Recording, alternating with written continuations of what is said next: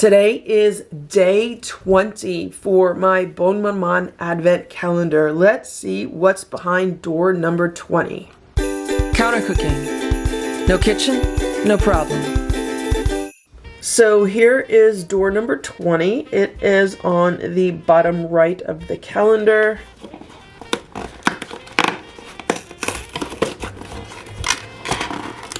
It is Mirabelle Plum and Spice spread. And this is what it looks like. It actually has kind of like a chunky appearance.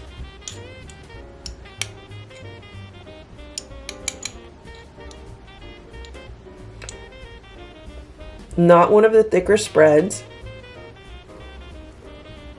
That is delicious. Super sweet. Hint of spices.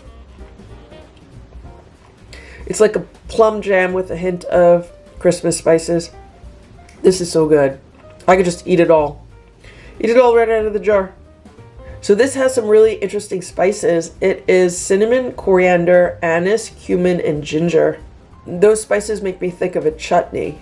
I'm here with my Sabotheat Mini Oven, and my question is, can I cook rice in it? I have my glass Pyrex container. I added half of a cup of white jasmine rice, and I added 3/4 of a cup of water. Stirred it together, and I'm going to put this in the Sabotheat. So I put the lid on, but I opened one of the shorter ends, so there's a little bit of escape for steam. Only because that's what the Sabotheat instructions say to make sure things are vented. I just put it in the Sabotheat, zipping it up. So I just put it on the highest setting, which is 6, and I put it for 180 minutes. So that's 3 hours. Let's see if it'll cook rice in 3 hours. I might check it sooner, but let's see what happens. So it has been 80 minutes now, so that's like an hour and 20 minutes. I want to check on the rice and see what's going on. Like, has it cooked at all? Oh my gosh. It looks like it cooked. I hope it's not burnt. I think the bottom is stuck. Whoa. First of all, it looks really good. It looks really fluffy. I'm going to shut this off. I'm going to unplug it.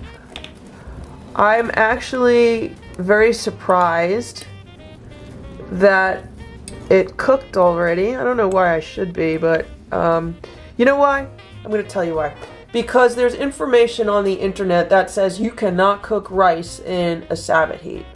So I didn't understand that, because the Sabotheat gets up to, I think it was 280 degrees. Like, this gets way hotter than a Hot Logic. So first of all, there's information on the internet that says a Sabotheat only heats up the same amount as a Hot Logic, which is like 165 degrees, which is wrong. The Sabotheat heats up hotter than a Hot Logic.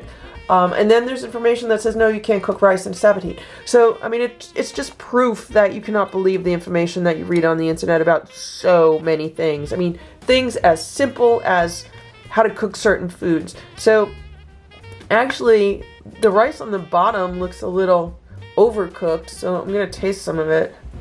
Yeah, the rice on the bottom is very soft, but it's definitely cooked. That's fine. I'm trying to see if I come across any pieces that are undercooked. You know, sometimes there's pieces that don't really cook correctly. Well, it's soft and edible. Okay, so you can make rice in a Sabotheat. This was 80 minutes on level 6, which I don't think it needs 80 minutes. I think this would be done in less than 80 minutes. And also, I'm wondering if it might be better to stir it around at some point during the cooking process so it doesn't stick to the bottom. Can you see how this has stuck to the bottom? So I'm not happy about that. Or maybe it just stuck because I cooked it for too long. So I'm happy it cooked, and I think we've just proven the fact that yes, you can cook rice in a Sabotheat. I want to add some butter to this rice. I don't know why. I normally don't like butter in my rice, or I normally don't feel like I need to add butter, but for some reason I just feel like butter can improve this. Maybe because it's stuck to the bottom. Maybe that's why I feel like I need to add butter. I don't know. So I plan on eating this rice with today's fruit spread. Also, I'm currently making a very large pot of chicken soup on my stove, and I'm going to use some of the chicken from that. So I'm going to make like chicken and rice, and I'm going to use the fruit spread as kind of like a chutney. This smells really good with butter. I want to use today's fruit spread as a chutney. So I'm frying up some chopped onions in some butter, and I'm going to mix this with the fruit spread because I want to add something savory to the fruit spread. I want to turn it into a little bit more of a chutney. So the onions are starting to brown, and I'm going to remove them from this Dash mini griddle. I put them in a small bowl, and now I'm going to add the plum fruit spread.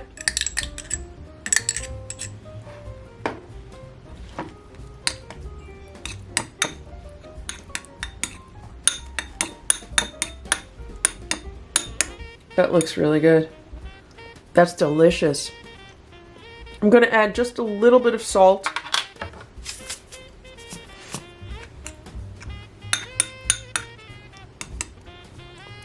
That is so good. So here's my plum chutney on some shredded chicken, which is on top of some white rice.